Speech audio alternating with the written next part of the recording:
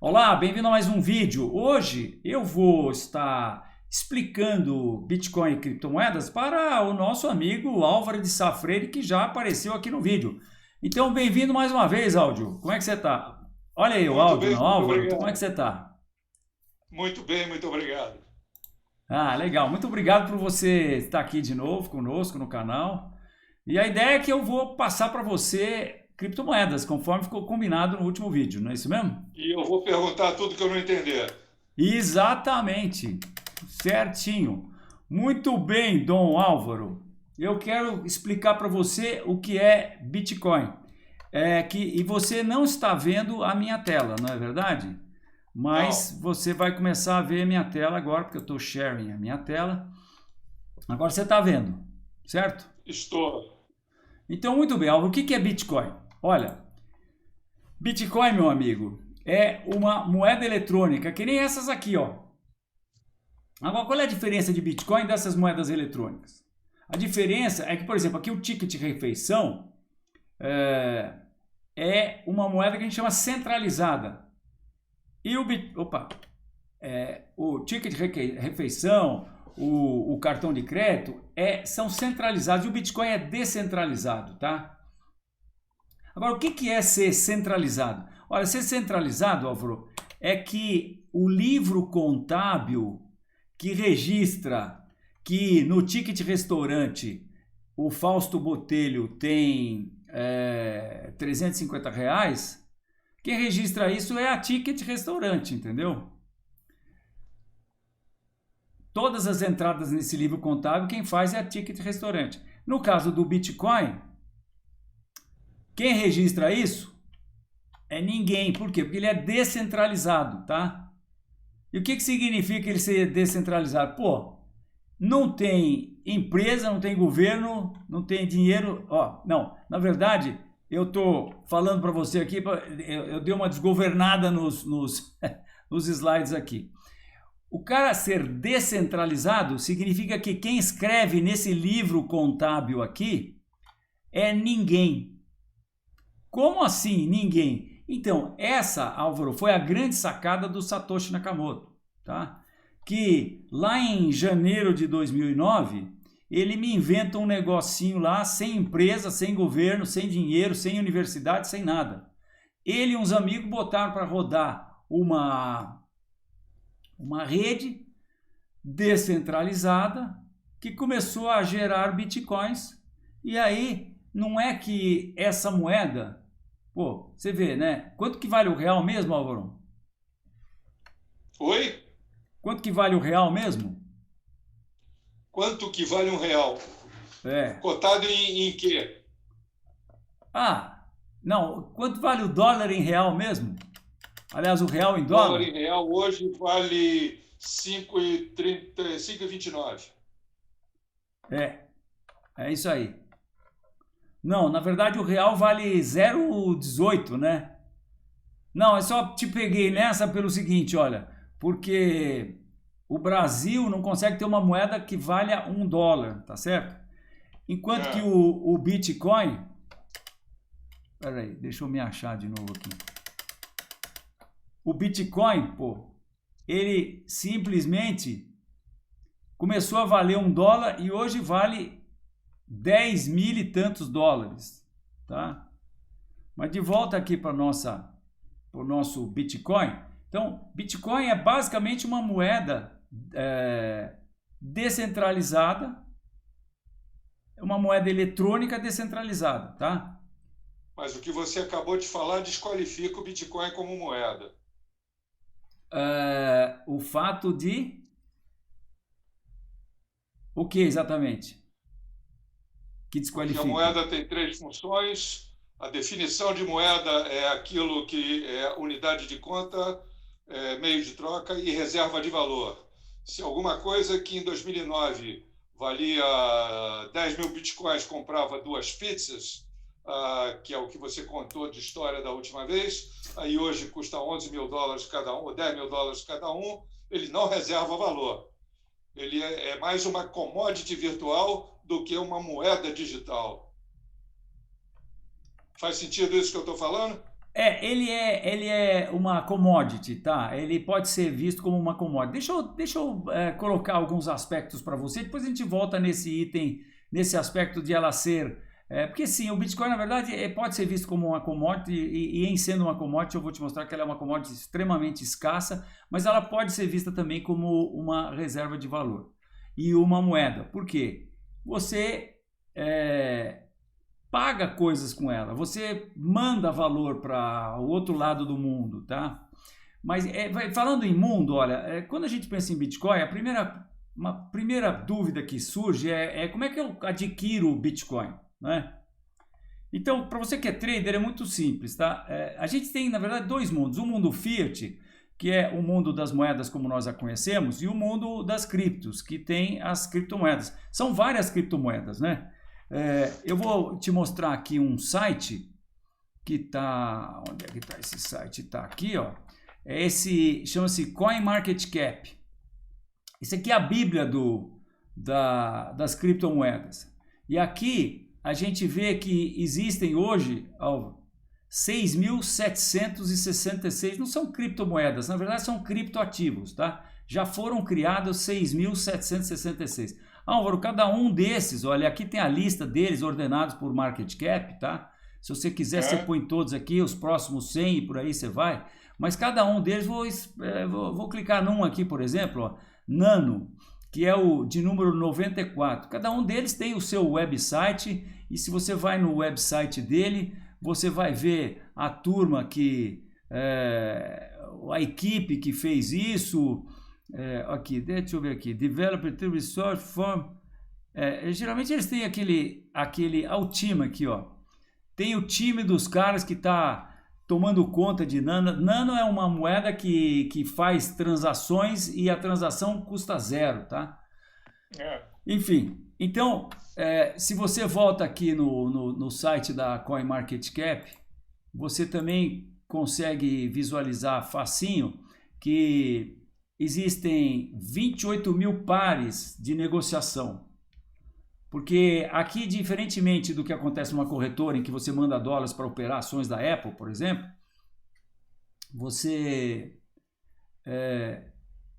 nessa corretora nos Estados Unidos, geralmente você vai operar todas as ações em dólar. No mundo cripto, você opera diversas criptomoedas em Bitcoin, cotadas em Bitcoin, mas outras você pode operar cotadas em Ethereum.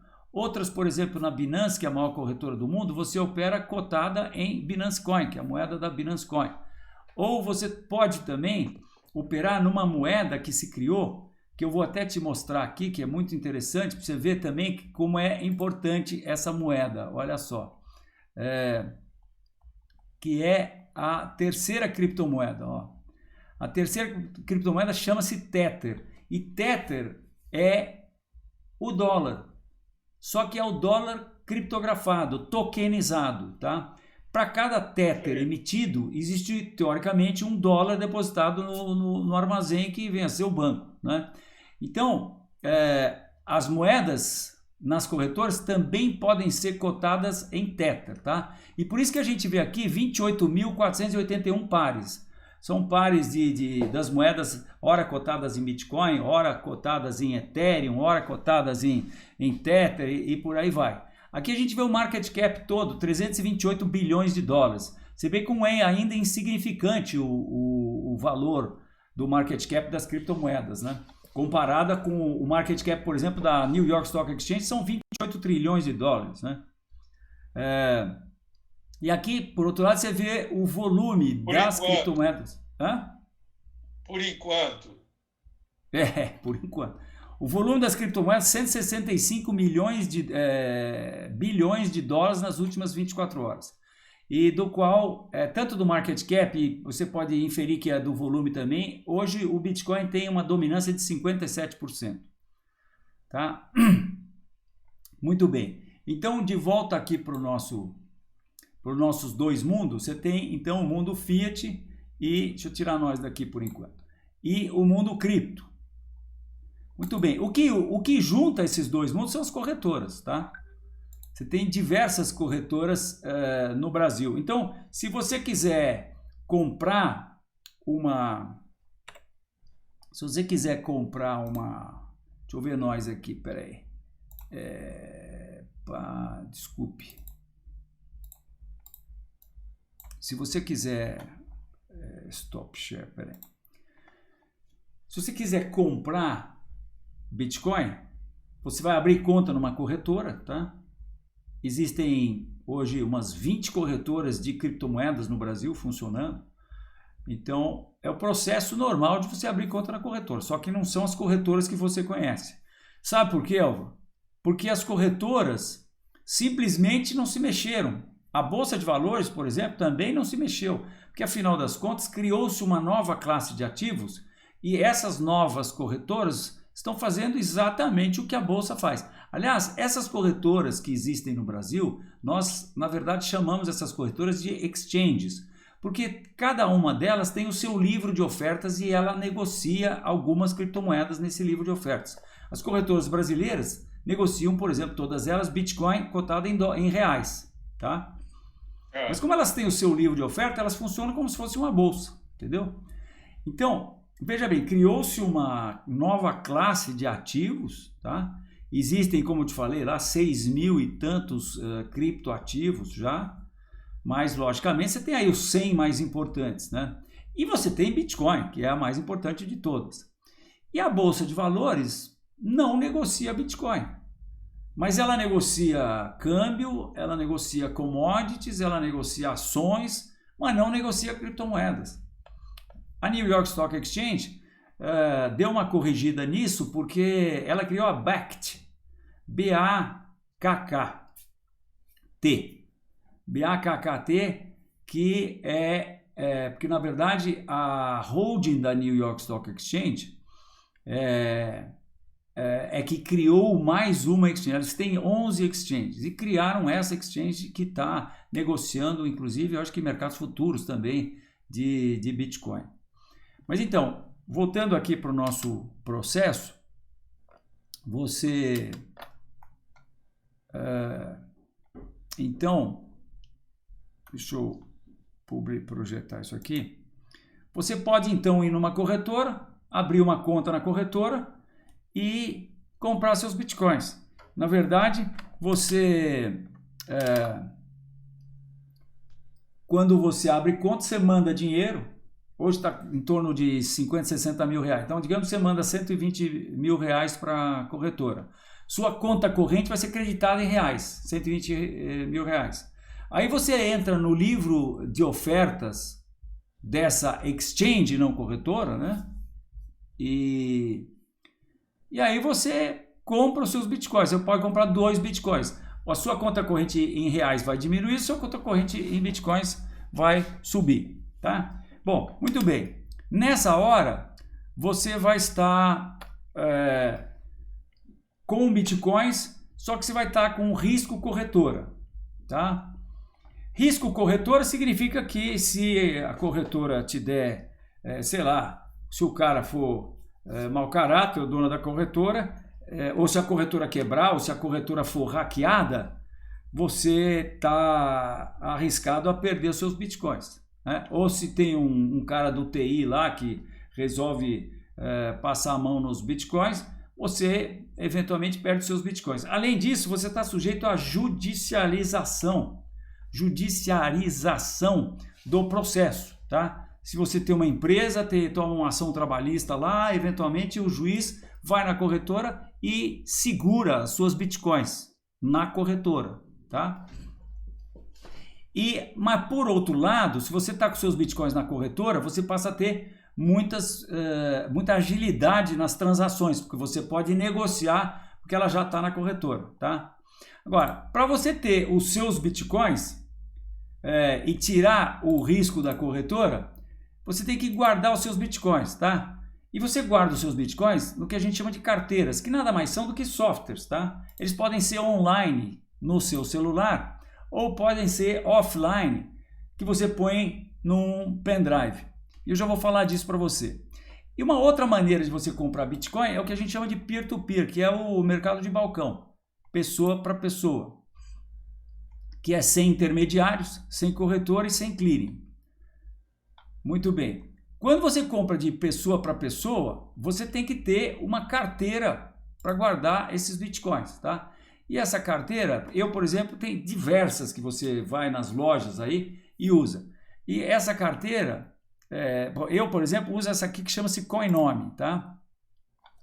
Álvaro, quando a gente baixa uma carteira da loja e você roda ela, a primeira coisa que ela te pergunta é se você já tem um código ou se você quer criar um código. Porque lembra do livro contábil que eu falei que é descentralizado? Sim. Então, esse livro contábil registra de quem é a propriedade de cada um dos bitcoins que foi criado desde 2009, quando começou o processo, tá? Agora, ele não registra no nosso nome, ele registra usando um processo criptográfico de criptografia, que logicamente, a gente está falando de dinheiro correndo na internet, então esse processo é o mesmo processo que o americano usa para guardar a bomba atômica, tá? É o processo mais sofisticado de criptografia que existe hoje. Então, esse processo criptográfico, que é o que se registra no livro contábil, ele tem umas propriedades de criptografia, e uma delas é que você tem uma chave que é chamada chave pública, e você também tem uma chave que é a chave privada. É mais ou menos como o número da sua conta no banco e a sua senha, tá? Só que no caso, o número da sua conta no banco, para ser registrado no livro contábil do Bitcoin, são 30 e tantos caracteres, tá? É isso aqui, ó. 30 e tantos caracteres que podem ser dispostos num código QR, tá? Agora, como eu te falei, são duas situações. Uma é a sua conta, é o número da sua conta. O número da sua conta é em 30 e tantos caracteres. Agora, para você movimentar os bitcoins, você precisa da sua senha. E a sua senha são 54 caracteres, mais ou menos, tá? Então, 54 caracteres é um negócio muito difícil de você lidar, tá? E é por isso mesmo, porque os caracteres são maiúsculo, minúsculo e números. Então, como é difícil você lidar com isso, então o que o software faz quando o software que vai lidar com a sua identidade no mundo Bitcoin, a primeira coisa que ele te pergunta é se você já tem uma dessas chaves ou se você quer criar uma nova, tá? Então você vai dizer que você quer criar uma nova e ele randomicamente cria uma chave nova para você. Você pode se perguntar, pô, mas você não pode criar uma chave ou um conjunto de palavras que alguém já criou? Não, pelo seguinte, ó, existem, na verdade, 2 elevado a 160 possibilidades de você ter essa chave aqui encriptada, tá? Isso equivale só para você ter uma ideia, o número de grãos de areia na Terra é esse número aqui. E o número que você vai ter, o número de possibilidades dessa chave aqui é esse aqui, ó. Não dá nem para a gente ler. É mais ou menos, você pega o número de grãos da Terra e transforma cada grão de areia, a quantidade de grãos de areia da Terra, cada grão você transforma numa nova Terra, por aí vai. Olha, é mais ou menos como se fosse assim a quantidade de átomos do universo, tá?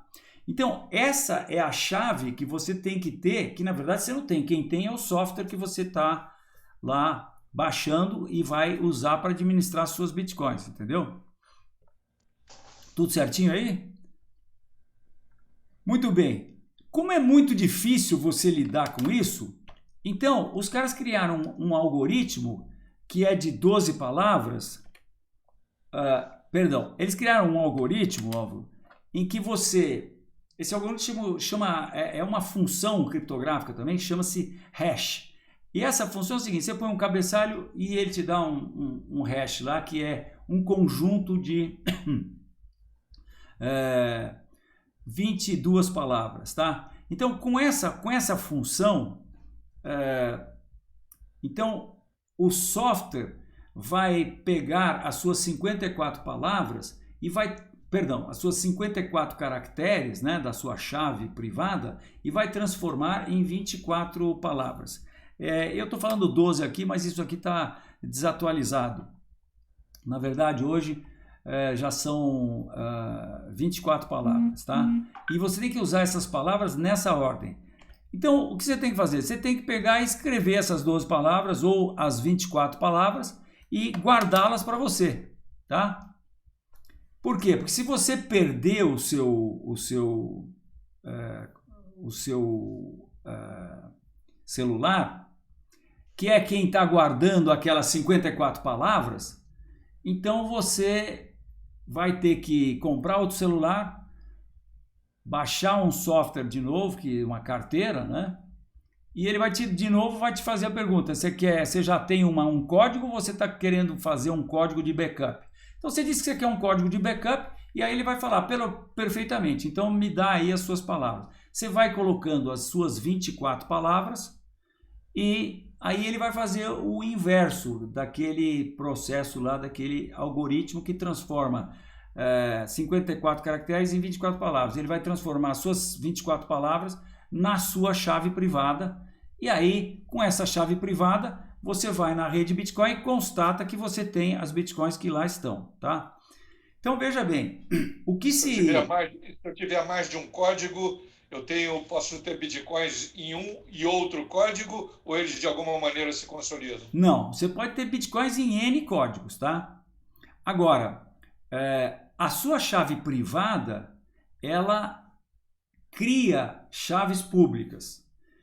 Então, todas as chaves públicas, então você pode criar uma chave pública e eu por exemplo, estou devendo $100 para você, eu pago nessa chave pública, vai cair nessa chave privada que criou essa chave pública, tá? E assim por diante. Agora, você pode ter várias chaves privadas e daí cada chave privada vai ser uma conta na rede Bitcoin, tá? Ok. Então, é isso, você cria essa conta e a partir daí você vai, por exemplo, aqui eu estou mostrando na verdade uma outra carteira que chama-se, nossa, até esqueci o nome dessa carteira aqui que eu já não uso mais, mas todas elas você tem um botão de send e receive, tá? A primeira coisa que a carteira faz para você é montar uma transação. Então, se você vai transferir, os bitcoins que você detém, por exemplo, aqui, nesse exemplo, essa carteira detém 0,14, né? 0,1 hoje já são mais de $900, né? São já $1.000 e tantos, 0,1 Bitcoin, tá? Então, esse software que monta essa carteira, tá? Se você vai receber, você mostra a sua chave pública e alguém lê a sua chave pública, tá? Se você está do meu lado, eu com o meu software, eu leio a sua chave pública e aí eu faço então a carteira, né? Esse software monta essa transação e aí manda essa transação para a rede Bitcoin para ser registrado nesse livro contábil do Bitcoin, tá? E aí a gente entra na outra questão, que é a seguinte. Deixa eu pular essa parte aqui. Então, o software monta uma transação, manda para a rede Bitcoin, né? Tá? Então, e a rede Bitcoin tem lá várias transações. Bom, então, essa é a pergunta que todo mundo faz, né? Qual é o lastro do Bitcoin?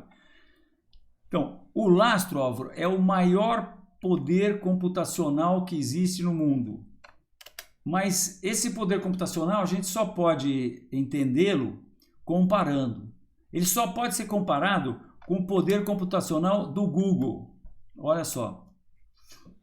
Mas a última vez que eu vi, o poder computacional do Bitcoin é 500 vezes maior do que o do Google. Ele é composto por esses armazéns, né? Armazéns que são montados por gente que aluga o armazém, compra um equipamento caríssimo, enche prateleiras e mais prateleiras desse equipamento, que na verdade é um computador especializado em participar da rede Bitcoin. E eles fazem isso em locais onde há energia barata e em locais frios. Porque imagina um armazém lotado de computadores.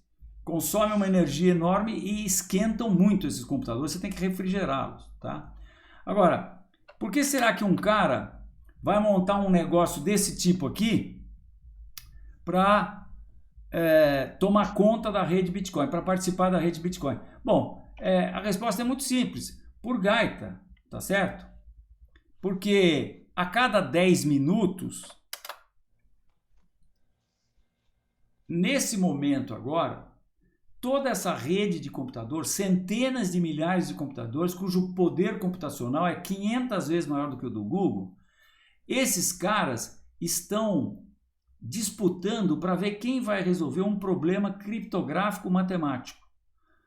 E essa é a grande sacada do Bitcoin, essa é a grande sacada do Satoshi Nakamoto, e é exatamente isso que faz com que a rede Bitcoin ou o livro contábil do Bitcoin seja descentralizado. Por quê? Esses caras estão competindo no que padronizou chamar de mineração de Bitcoin, mas na verdade esses caras estão competindo para saber quem vai resolver esse problema. Porque quem resolver esse problema vai ter a honra de pegar todas as transações, como aquela, por exemplo, que nós fizemos, tá certo? Que eu mostrei para você, que a carteira faz, eu pagando lá $100 para você, ele vai pegar todas essas transações e todas as transações que couberem em 1 mega, e daqui para diante tudo que eu estou falando é para sacanear os hackers, tá?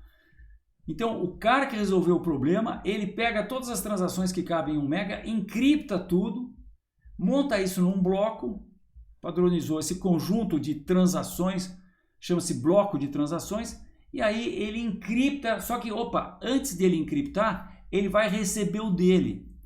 E o dele é o seguinte, no começo eram 50 bitcoins que se criava, que a rede emitia para pagar, né, para remunerar o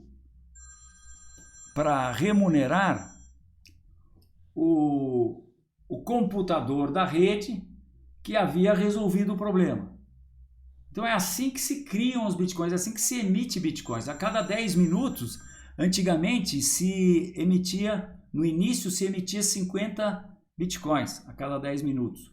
Depois acontece o que no mundo de cripto chama-se de halving. E aí você começa a perceber por que Bitcoin, se for visto como uma moeda, ele é uma moeda deflacionária. Sabe por quê?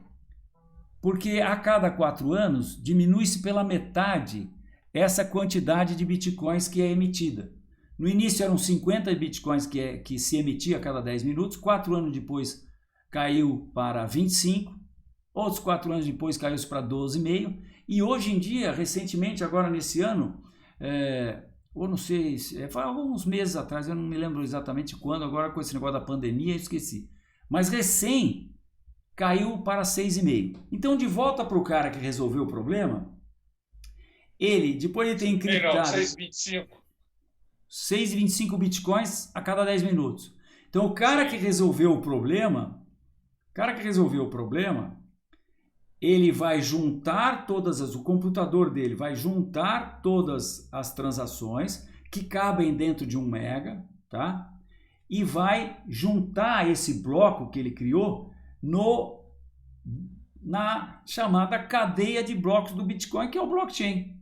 E o blockchain o que é? Nada mais é do que um banco de dados que contém todos os centenas de milhares de blocos que foram criados desde 2009 até agora. Tá? Okay. E por ter tido a honra de fazer de escrever, o que ele está fazendo é escrevendo uma página no livro contábil descentralizado do Bitcoin, entendeu? E por ter tido essa honra, por ter conseguido resolver o problema, ele faz uma nova transação, ele cria uma nova transação em que a rede está emitindo 6,25 bitcoins e ele vai destinar isso para uma carteira dele, para o código dele, tá? Então todos os blocos de Bitcoin têm emissão no início de 50, depois de 25, depois de 2,5 e hoje em dia tem uma emissão de 6,25 bitcoins. E é assim que se cria Bitcoin. Então, você vê que se você for pensar em Bitcoin como uma moeda, ela é uma moeda deflacionária, porque a cada 4 anos você emite metade das Bitcoins que foram emitidas nos 4 anos anteriores. E mais. Qual é o limite? Definiu-se também que serão emitidas 21 milhões de Bitcoins. Tá? Isso vai até 2140, porque a curva é uma curva que vai, no começo ela sobe bastante, depois ela vai diminuindo, e daqui para frente vão ser cada vez menos, né? 3,5, 1 e pouquinho, 0,5 bitcoins e tudo mais. Perdão. Agora, além disso, o cara que montou o bloco, ele também ganha as gorjetas que são pagos, que no mundo, no espaço de criptomoedas, a gente chama de taxas. Mas não é bem taxa, porque é a minha carteira que define quanto que eu vou... Perdão, de novo. É a minha carteira que define quanto que eu vou pagar pela transação que eu estou fazendo, tá? Então, hoje você paga centavos de dólar para fazer uma transação, muito menos do que $1 para fazer uma transação de Bitcoin. Então, quem faz o bloco recebe 6,25 e mais a transação. Porque uma hora você vai me perguntar, bom, e quando acabar, quando tiverem sido emitidas todas as 21 milhões de Bitcoins, o que esses caras vão ganhar? Eles vão ganhar as transações que imaginam-se, quer dizer, as taxas de transações, ou essas gorjetas aí que cada transação paga, que imagina-se vão ser muito grandes, entendeu? A essa altura, né? Agora, as taxas são variáveis, porque como eu te disse, um bloco tem no máximo 1 mega. Quando há muita procura na rede Bitcoin, então não cabem todas as transações em um bloco. E aí, o cara que resolveu o problema, ele simplesmente ordena todas as transações por aquelas que estão pagando mais, taxa, entendeu? E as que não entrarem nesse bloco, elas ficam para entrar no próximo bloco. Tá? Então é isso, quer dizer, cada 10 minutos hoje o cara está ganhando lá em torno de 60, esses 50 mil está atrasado, em torno de 60 mil dólares, mais ou menos, né? 66,25 dá 60, 70 mil dólares, tá? E quem controla todo esse processo, Álvaro, e outra coisa também é o seguinte, eu te falei que, eu não estou vendo você, mas eu te falei que a cada 10 minutos se resolve esse problema, a cada 10 minutos o problema é resolvido, até porque o software que roda na máquina de todos os centenas de milhares de computadores, ele define que, ou melhor dizendo, a cada 2 semanas ele revê a dificuldade do problema. Então, se o problema está sendo resolvido em 8 minutos em média, ele aumenta a dificuldade para que ele passe a ser resolvido ali próximo dos 10 minutos. Tá? E os 10 minutos é também para sacanear com o hacker, para dificultar o trabalho do hacker. Porque se o hacker quiser entrar no livro contábil e modificar que aquela transação de $1 milhão, em vez de ter ido para esse código aqui, é para ter ido para o código do hacker, entendeu? Ele tem que desfazer toda aquela encriptação, tem que resolver o problema que o computador que resolveu e que montou o bloco. Ou seja, é absolutamente impossível o cara fazer isso. E ele tem que fazer isso em 10 minutos, quando na verdade ele levaria milênios para resolver esse problema, entendeu?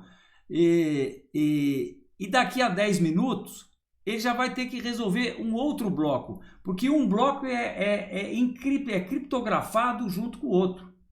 Então você não pode mudar esse bloco aqui, quer dizer, você não pode mudar esse último bloco ou esse bloco aqui, você tem que mudar todos os outros blocos, tá? Por isso que o Bitcoin, por isso que o livro contábil do Bitcoin é inviolável. Até hoje ninguém conseguiu nunca burlar esse livro contábil descentralizado. Sim. Então, é basicamente isso aí, meu amigo. Deixa eu ver o que mais eu tenho aqui. Então, a grande descoberta do Satoshi Nakamoto é isso que a gente chama de prova de trabalho, proof of work, em que a cada 10 minutos você registra uma folha. Tá? E sendo que cada vez é um participante que escreve essa folha. E quem administra tudo isso é o software do Bitcoin. Bitcoin Core versão não sei o que, não sei lá. Que define essa emissão de 6,25 bitcoins a cada 10 minutos, que a cada 4 anos diminui a emissão pela metade, que vão ser no máximo 21 milhões de bitcoins, e você escreve essas transações no livro. E quem escreve o livro é essa prova de trabalho, tá? Uma folha do livro é um bloco, o livro, vários blocos, é o blockchain. É isso aí. O Bitcoin, eu acho que você sabe, né? Ele é divisível 8 casas depois da vírgula, tá? Então a menor unidade dele, que é 0,0000701, a gente chama de Satoshi. Então Satoshi é a unidade, deu-se o nome do Satoshi. A menor, o centavo do Bitcoin é o Satoshi.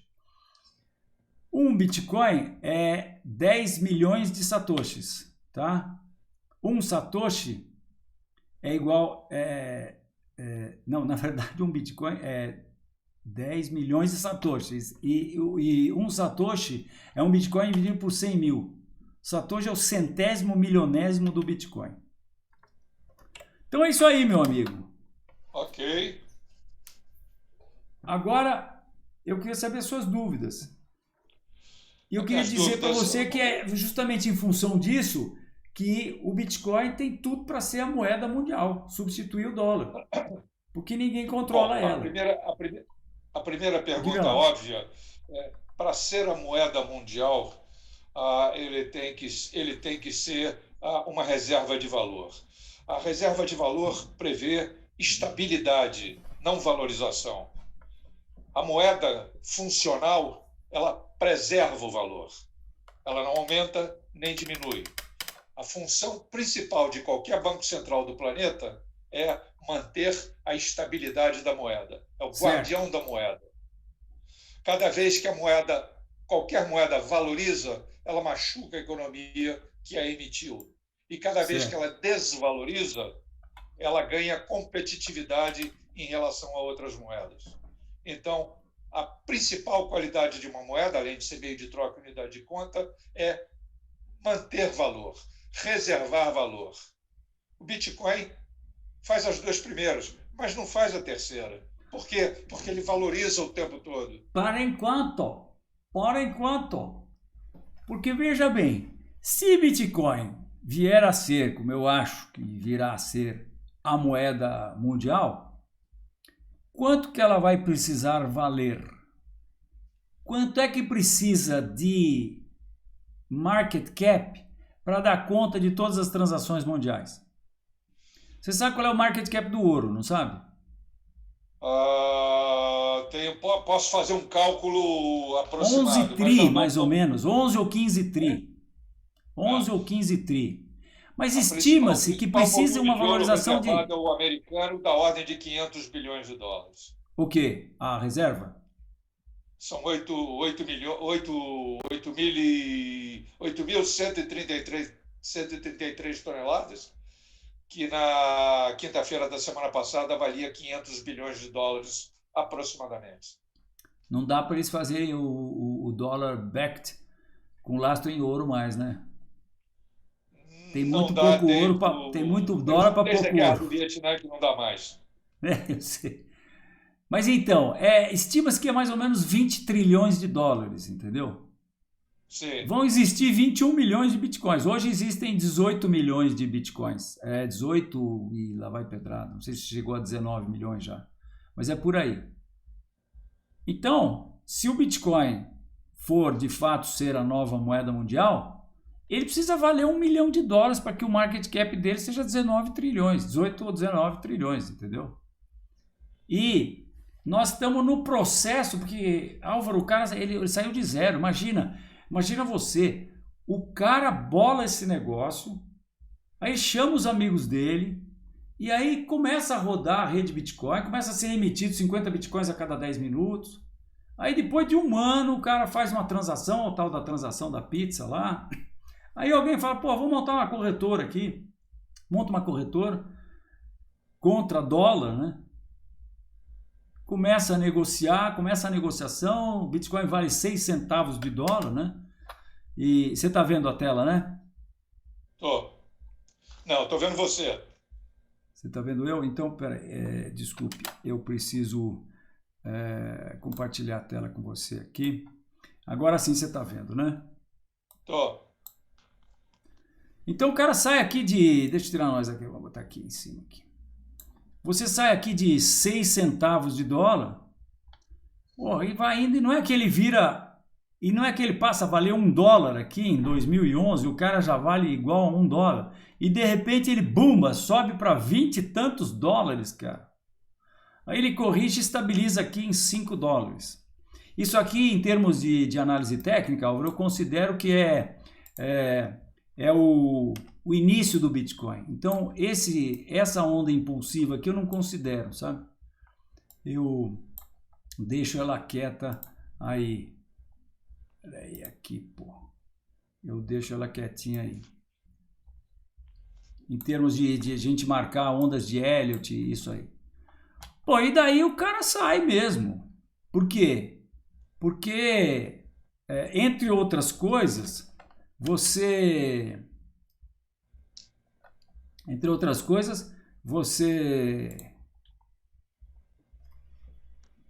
substitui, assim, todo o processo de transações de remessas internacionais. A japonesa, por exemplo, a moça japonesa que emigrou para o Japão e manda $1.000 por mês para a família dela aqui, antes ela precisava sair de casa, pegar um ônibus, ir até o shopping center, ir na loja lá do Express lá, esperar na fila, e aí mandava $1.000 para cá, que demorava 3 dias para chegar, e pagava 5%, 6, $50. Hoje, a mãe dela tem uma carteira de Bitcoin, manda para o WhatsApp o código dela para a filha, e a filha aperta 3 botões e a mãe recebe aqui.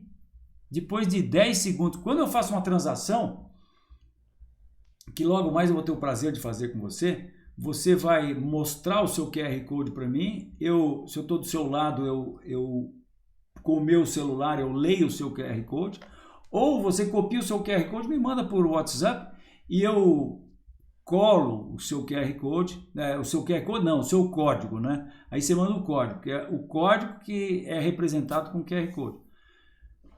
Eu ponho no meu software, e no meu software eu tenho lá os bitcoins necessários para mandar para você, aperto o botão. 10 segundos depois, e eu estou em qualquer lugar do mundo, tá? 10 segundos depois, você, no seu software, você recebe uma notificação que você está no processo de receber X dólares ou X bitcoins, né? A gente fala em dólar, que é mais fácil entender o dólar do que o 0,0000 não sei o que bitcoin. Então, em 10 segundos, a mãe dessa moça japonesa percebe que ela está recebendo e acabou. Agora, se você vai fazer uma transação muito grande, eventualmente você vai esperar o bloco ser feito quer dizer, você vai esperar que a sua transação seja incluída num bloco e isso seja juntado no blockchain, entendeu? Seja escrito lá no livro contábil. Tá? E se o valor é muito grande ainda, você, por razões aí que não vem ao caso aqui, pode ser que duas máquinas resolvam o problema no mesmo instante e, quer dizer, na verdade uma resolveu um pouquinho antes que a outra, mas não deu para fazer a comunicação para todas as máquinas ainda. Então, nesse momento, vão ser criados 2 blockchains, tá? Vai haver uma diferenciação, porque uma das coisas que é dito no white paper é que o livro contábil válido, ou seja, o blockchain válido, é o maior de todos. Mas nesse momento, como dois caras resolveram ao mesmo tempo, os dois juntaram o bloco deles no blockchain idêntico até então, né? Agora, daqui a pouco vem um próximo bloco. Esse próximo bloco vai ser juntado numa dessas pontas, numa dessas cabeças ou na outra cabeça, entendeu? Então, se ele juntou na outra, é aquela que está válida. E esse aqui simplesmente vai dissolver esse bloco e as transações vão voltar para serem incluídas em outros blocos. Tá? Então, eventualmente, se você vai fazer uma transação de um valor vultuoso, você espera 2, 3 blocos para que não tenha dúvida que a sua transação entrou, entendeu? Está registrada, né? Mas enfim, então isso é uma coisa que o Bitcoin fez de cara.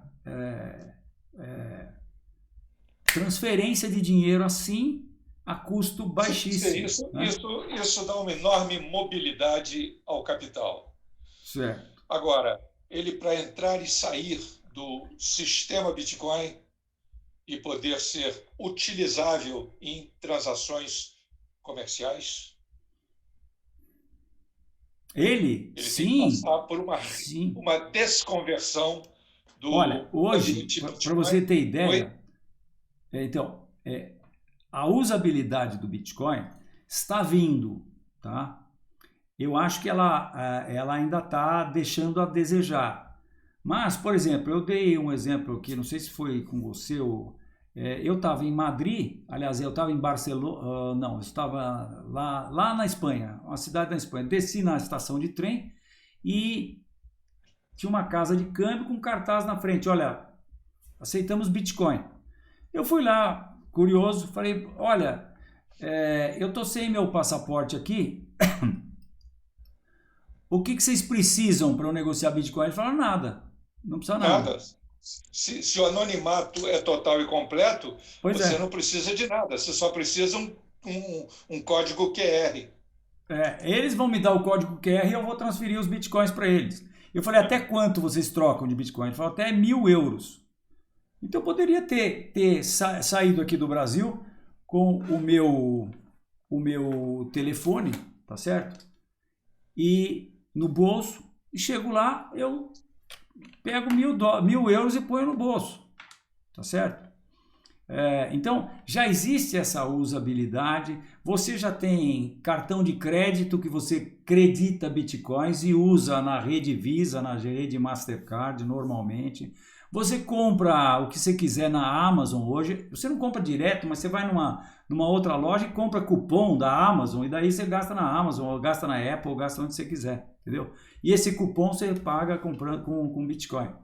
Agora, talvez o Bitcoin não seja a moeda que vai ser usada para transações normais, mas a gente tem que lembrar que então são milhares de criptoativos, todas elas são criadas mais ou menos à semelhança do Bitcoin. Algumas são mais ligeiras na transação. O Bitcoin, por ter essa dificuldade, quer dizer, essa dificuldade não, por ter essa restrição de que o bloco tem que ter no máximo 1 mega, ele já sofreu deflexões, que a gente chama de fork aqui no espaço. O fork é um cara chega e fala assim, eu não concordo com essa regra aqui. E eu sou poderoso, eu tenho uma comunidade enorme que me segue, eu tenho um monte de mineradores que estão comigo, então eu vou mudar, como recentemente aconteceu. Criou-se o Bitcoin Cash. E esse Bitcoin Cash, ele faz blocos maiores. Com blocos maiores, você tem condições de processar mais transações, tá? E aí você não tem atraso, porque lá em 2017, quando teve um boom muito grande, o Bitcoin chegou a $20.000, as transações começaram a demorar.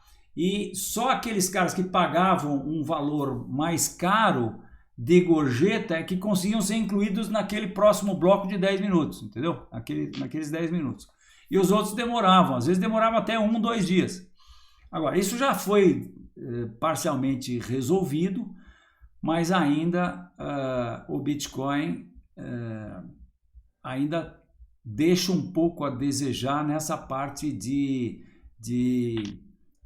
velocidade de processamento dessas transações. Agora, existem várias outras moedas, por exemplo, aquela que eu te mostrei lá aqui no CoinMarketCap, que é a Nano, por exemplo, ela tem uma velocidade incrível e não paga taxas. E hoje, você vê, são milhares de projetos que tentam ser um Bitcoin um pouco melhorado, entendeu? Agora, a descentralização do Bitcoin, que faz com que ninguém consiga parar o Bitcoin, isso é só do Bitcoin. Existe uma possibilidade de alguém ter 50%, se alguém conseguir ter 50% do poder computacional do Bitcoin, eventualmente ele pode interferir na rede. Só que se alguém tiver 50% do poder computacional do Bitcoin, o cara vai estar ganhando 3 Bitcoins a cada 10 minutos, tá certo? Porque ele, teoricamente, vai estar resolvendo metade dos problemas, um sim e um não, ele resolve, porque ele tem metade do poder computacional. Então ele vai estar ganhando 3 Bitcoins a cada 10 minutos. É muito mais prático esse cara estar do lado bom da rede, não do lado ruim da rede, entendeu? Então, no que você falou, para o Bitcoin ser a reserva de valor e para ser a moeda, nós temos que entender que ele está ainda no processo para chegar lá, né? Agora, vou só te mostrar uma coisa aqui, ó, de compartilhar a tela de novo. Olha só, o que acaba de acontecer com o Bitcoin. Ele rompeu essa reta. Nós estamos num gráfico semanal aqui, tá? Isso aqui é 2017, quando o Bitcoin chegou a 20 mil dólares. E nós estamos todo esse período aqui de 2018, 2019 e esse pedaço aqui de 2020 até recente, quando então o mercado rompeu essa reta de resistência aqui. Deixa eu botar isso no gráfico diário, que é essa reta de resistência aqui. Agora, ele fez o que eu entendo ter sido, a menos que ele rompa isso aqui, mas por enquanto ele fez um pullback aqui para essa antiga reta de resistência e está pronto para iniciar um novo movimento impulsivo, né? Que, como eu te falei, como eu não considero esse, vou voltar para o semanal aqui para dar para a gente ver, como eu não considero esse primeiro movimento aqui como válido, já que esse aqui foi aquele que tirou ele de 0 e levou ele para 5, então se a gente for pensar em Elliott, ó, você tem onda 1, onda 2, onda 3, onda 4, nós estamos indo para a onda 5. E a onda 5, olha só que legal, Álvaro. Se a gente tiver uma onda 5 igual a onda 3, olha, se a gente tiver só a onda 5 igual a esse último movimento aqui, ó, que é esse segmento azul aqui, que eu já coloquei ele aqui, o Bitcoin está indo para 700 mil dólares. Não, pera, desculpa, isso aqui é 74 mil dólares, tá?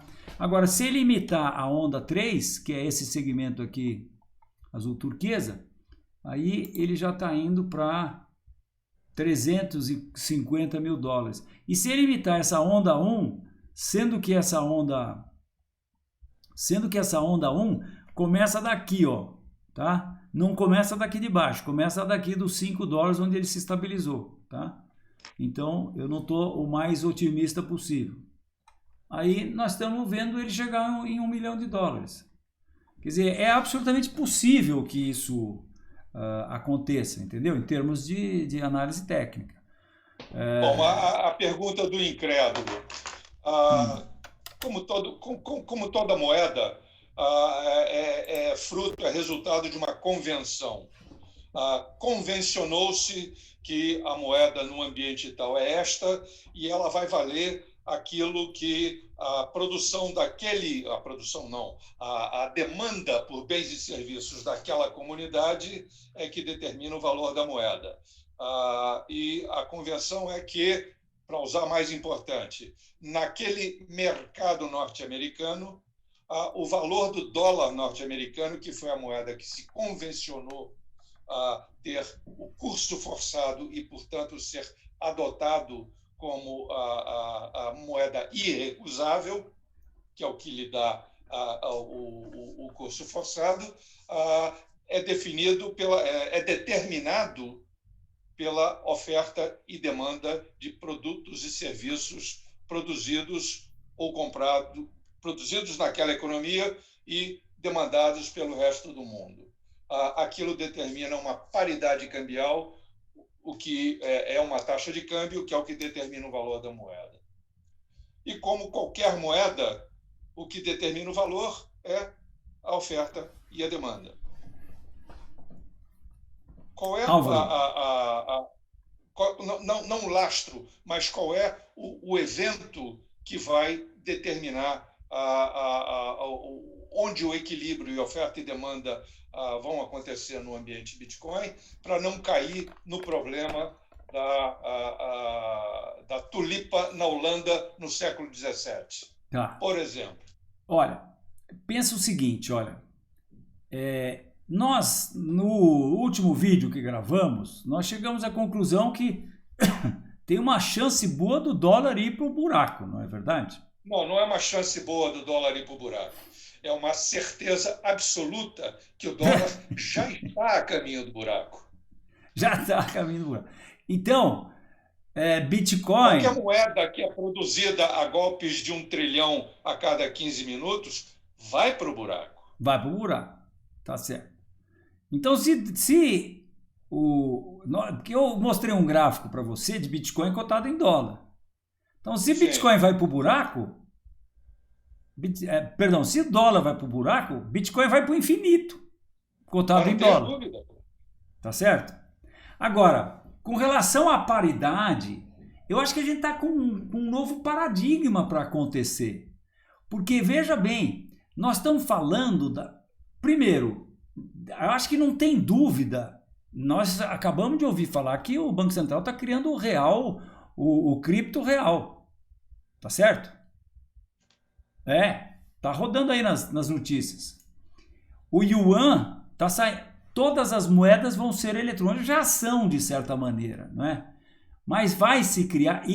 Álvaro, isso é de interesse de todos os governantes, de todo mundo, porque na medida que você vai usar uma moeda que está com um registro num blockchain que é inviolável, quem tem acesso a esse blockchain, aliás, todo mundo que tiver acesso a esse blockchain, e no caso do Bitcoin, esse banco de dados é descentralizado e público, open source.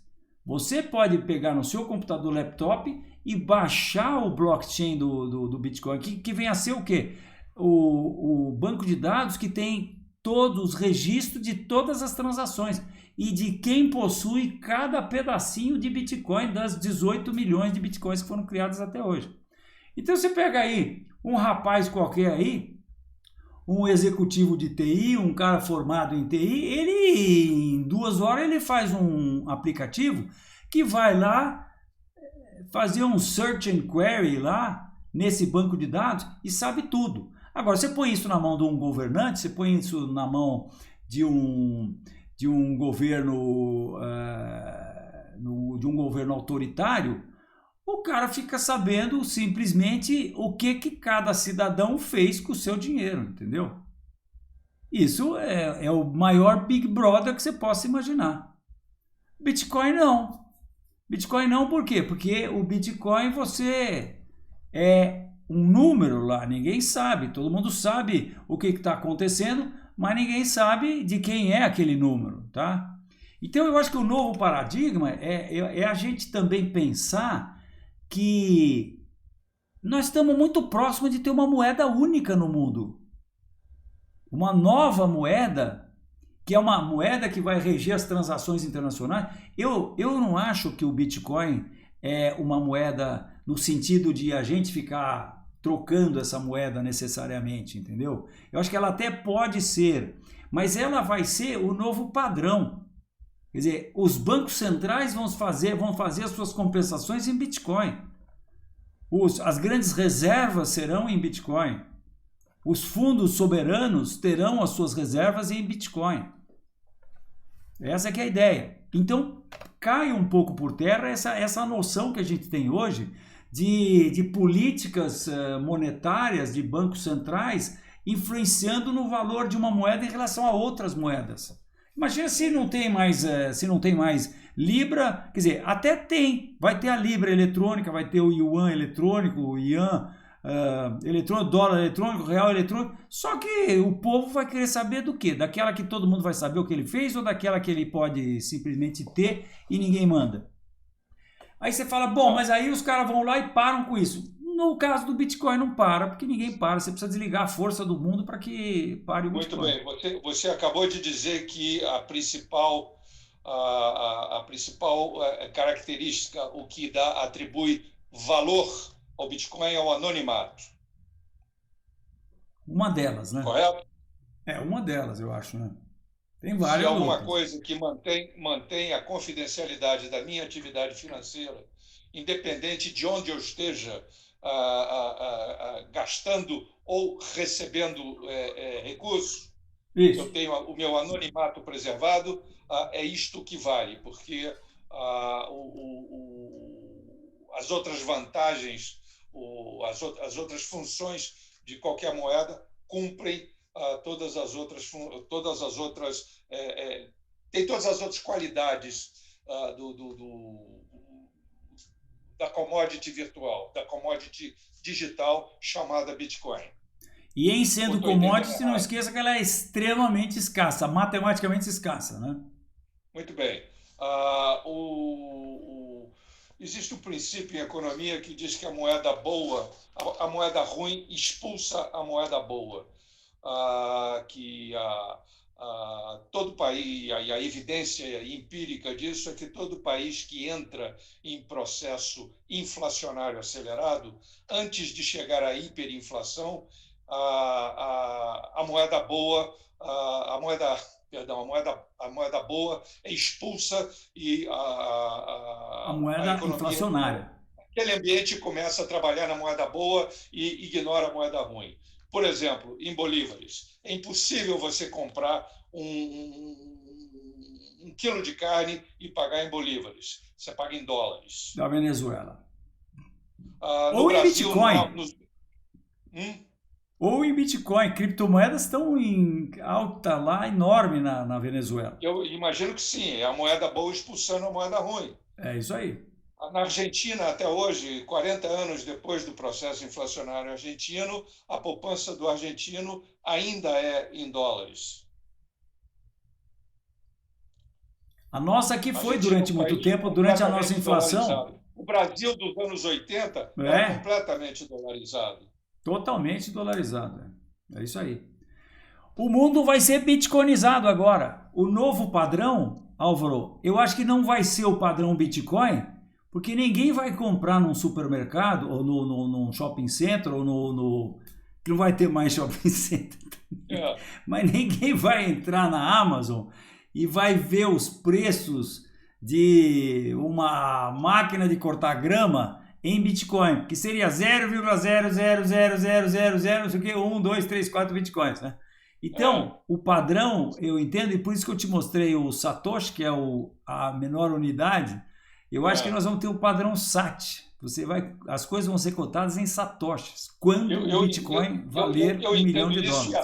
E aceito com muita naturalidade, mas ainda não consegui enxergar o que determina o valor do Bitcoin.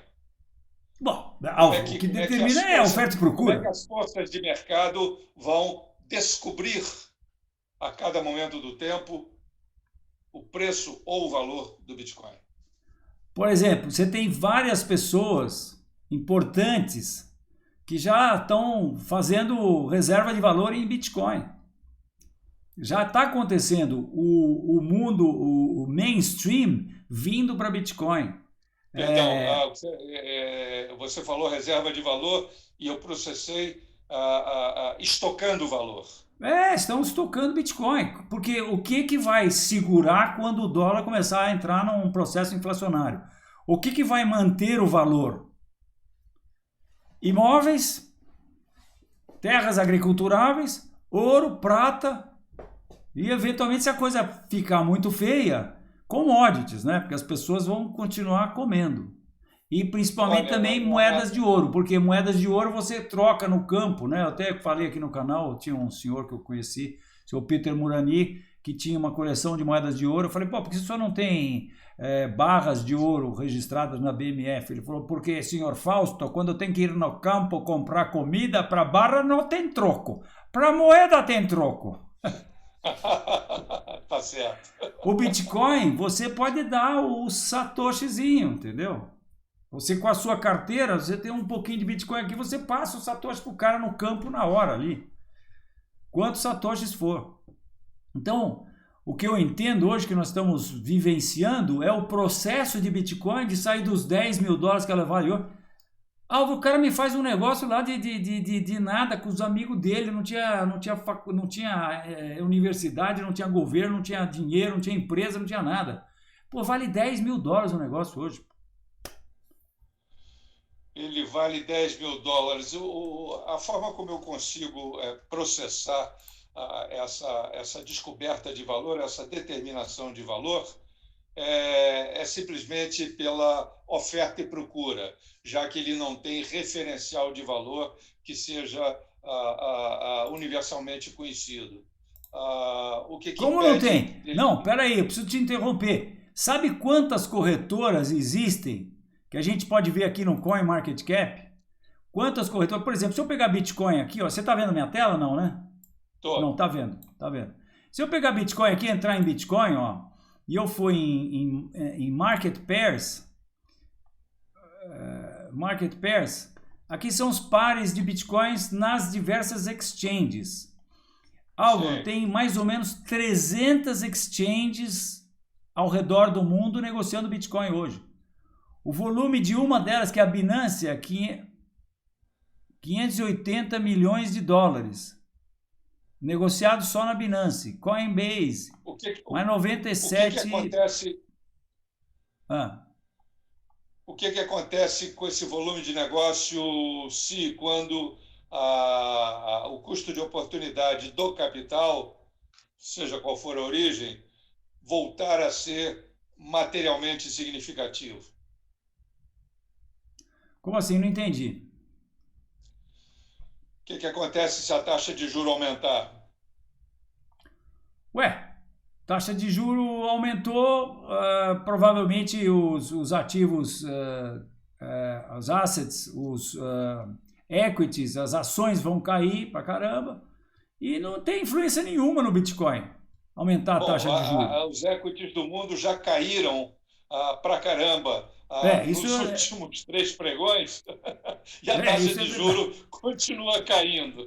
Aliás, daqui a pouco nós vamos acompanhar lá o S&P que vai abrir de novo para ver como é que ele vai ser. Não, o S&P não abre porque é Labor Day nos Estados Unidos, né?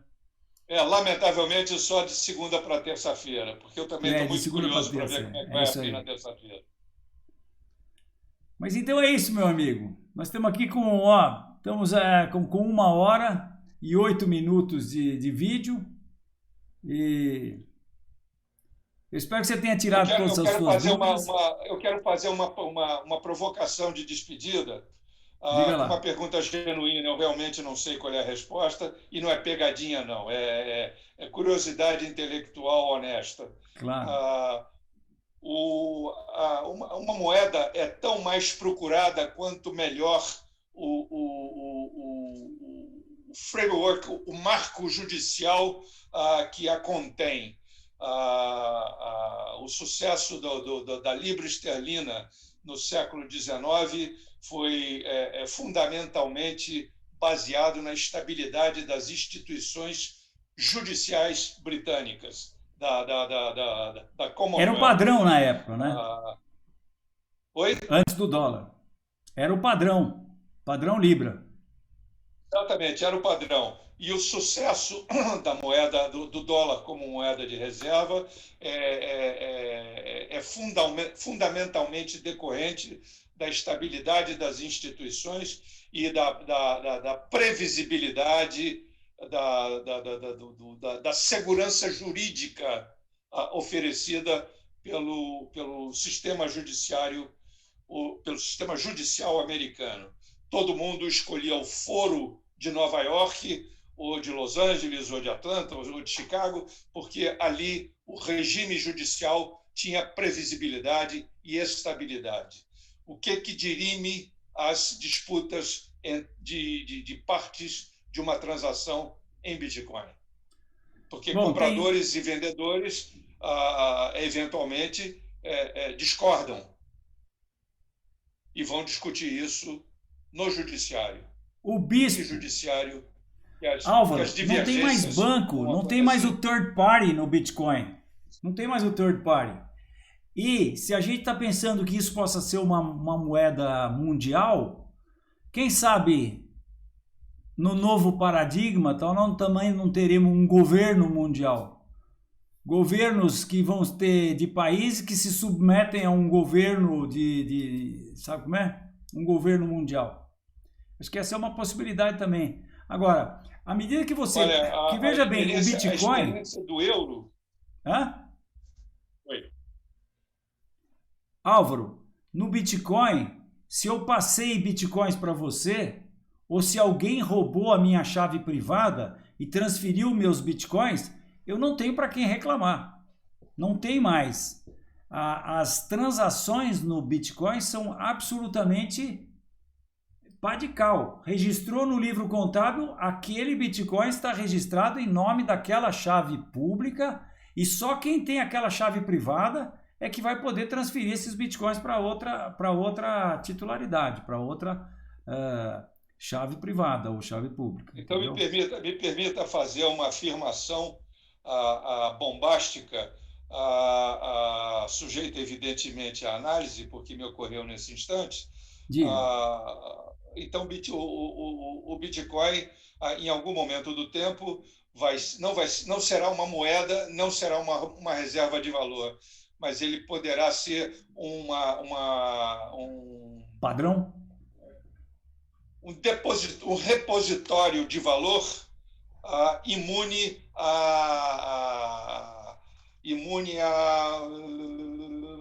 a vulnerabilidades legais, porque transferido está transferido, não tem a quem reclamar. E outra... Está falando? Não, cara, certíssimo. E outra, eu mencionei isso rapidamente na minha explicação lá do Bitcoin, mas o Bitcoin também foge da judiciarização do dinheiro que existe hoje, né? Quer dizer, ninguém tira o seu Bitcoin. Primeiro, ninguém tira o seu Bitcoin a não ser com 38 na cabeça, né? A não ser... mas mesmo então assim... você já disse que ele nunca será uma moeda. Ele poderá ser um repositório de valor. Uma moeda ele não será. Porque mas Álvaro... quem financiar o seu capital de giro em Bitcoins, se o insumo que você comprou vier bichado, ou se a matéria-prima que você comprou vier com defeito, ou se o produto que você comprou não corresponder às especificações da entrega. Que isso se resolva antes da transação monetária, porque depois da transação, Inês é morta, pá de cal. Tá? Bom, o comércio funciona por antecipação. Por isso, daí a existência dos mercados futuros. Novo paradigma, Álvaro. Novo paradigma. O comércio hoje funciona nessa situação com cartas de crédito e tudo mais. E isso vai continuar acontecendo, eu acho. Agora, não tem nada que impeça qualquer duas pessoas ou qualquer duas empresas, quando o Bitcoin valer $1 milhão, se valer, como eu acho que vai valer, não tem nada que impeça que uma pague a outra ou troque valores com a outra em Bitcoin. Bitcoin pode ser usado como uma moeda. Talvez ele não seja usado como aquela moeda que você vai pagar os 20, 30 reais lá no cafezinho, entendeu? Pode não ser a moeda do cafezinho, mas você pode usá-la como moeda. Qualquer um pode ter no seu celular uma carteira de Bitcoin e lá ele deposita quanto ele quiser. Como eu te falei, você pode ter, por exemplo, o cara que quiser guardar um valor expressivo, como por exemplo as exchanges, as grandes corretoras, a Binance, por exemplo, ela guarda bilhões de dólares em Bitcoin. você tem o que se chama de carteiras frias, cold wallets. Essas carteiras são guardadas de maneiras que essa chave privada nunca vai em computadores online, entendeu? Isso cria-se a chave de maneira totalmente fora da internet, fora de computadores. Depois você vai usar um computador que nunca falou na internet para usar aquele algoritmo que transforma na verdade, você cria primeiro as palavras e depois você transfere para uma chave privada. E essa chave privada cria chaves públicas, deposita-se todos os bitcoins lá, mas nunca houve transação, entendeu? Nunca essa chave privada passou por uma carteira, seja num computador, por um software, seja num computador ou num telefone celular. Tá? Essa coisa é fascinante e é um desafio intelectual, porque você imaginar as possibilidades no upside e as dificuldades no downside de uma transição cultural em escala planetária é simplesmente fascinante. Fascinante. Bom, eu vou lançar o meu desafio para você. Para não gastar mais tempo no vídeo aqui, eu vou agora transferir $10 para você, que afinal das contas é o mínimo que eu posso fazer para pagar os seus serviços aí. Afinal das contas, tomei 1h16 do seu tempo. Eu vou passar $10 para você abrir a sua carteira. Depois você vai abrir conta numa corretora e vai pegar lá o 1% do seu capital e vai comprar em Bitcoin. E daí nós vamos começar a falar a língua do Bitcoin. Eu acho que o importante, Álvaro, para qualquer pessoa eu falo isso, o importante é você fazer a sua primeira transação e sentir o processo, sentir a rapidez com que a coisa flui, tá? Isso é o que acho que é bacana. De repente você tem coisas para fazer com Bitcoin. Por exemplo, você tem filhos, tem netos. Quem sabe você não abre uma carteira de Bitcoin para cada neto seu e dá para ele um pendrive. E de repente você no aniversário dele, em vez de você dar $1 um brinquedo para ele, você vai dar 0,01 ou 0,001 Bitcoin. 0,1 Bitcoin é $1.000, 0,01 Bitcoin é $100 aproximadamente, né? 0,0001 é $10. E o que o termo Mycelium te diz? O Mycelium é uma dessas carteiras de Bitcoin. Aliás, é aquela que eu tinha esquecido o nome, chama-se justamente Mycelium. Existem dezenas de carteiras que nada mais são do que softwares que lidam com o processo de fazer transações, montar uma transação. Quando você vai pagar para alguém, é o seu software que monta a transação e joga lá para a rede Bitcoin, tá? O que vai numa transação? Por exemplo, eu estou pagando $100 para você. Vai primeiro a assinatura da minha chave privada. A assinatura da minha chave privada nada mais é do que o meu software fala para a rede Bitcoin em quais blocos eu recebi os bitcoins que eu estou usando para transferir para você, entendeu? Então vai a assinatura da minha chave privada, vai a sua chave pública, vai a quantidade de bitcoins, vai a taxa que eu pago. Monta-se um pacote e mando lá para a rede Bitcoin. A rede Bitcoin, um desses centenas de milhares de computadores, vai pegar aquela transação que o meu software mandou e primeira coisa, ela vai ver que tem um código novo, por exemplo, que nunca foi usado. Então ela já faz um broadcast que é recebido pela sua carteira, pelo seu software, que percebe que existe uma transação que chegou na rede Bitcoin. Então o seu software já vai te avisar, olha, você está no processo de receber $100. Na verdade não vai ser $100, vai falar 0,001 Bitcoin. Tá certo? Ok. Então é assim que a coisa funciona. Então A Mycelium é uma dessas carteiras. O que ela faz? Ela monta a transação, ela cuida da sua chave privada. Sua chave privada está encriptada lá dentro da Mycelium, tá? E se você abriu a Mycelium pela primeira vez, ela vai te criar uma chave privada, né? Ela faz um processo randômico e vai escolher uma daquelas combinações que eu acho que eu cheguei a falar para você, que na verdade são a quantidade de possibilidades de chave de chave privada é mais ou menos a quantidade de átomos do universo. Então, você imagina que todas as carteiras que foram criadas até hoje cabem aqui na minha mão, que são bilhões de átomos que tem aqui nesse espaço, tá certo? Sim. Agora, nós estamos falando de todos os átomos do universo, então... Muito bem, eu tenho uma Mycelium no meu telefone, e meu telefone foi roubado, e agora? Então, quando você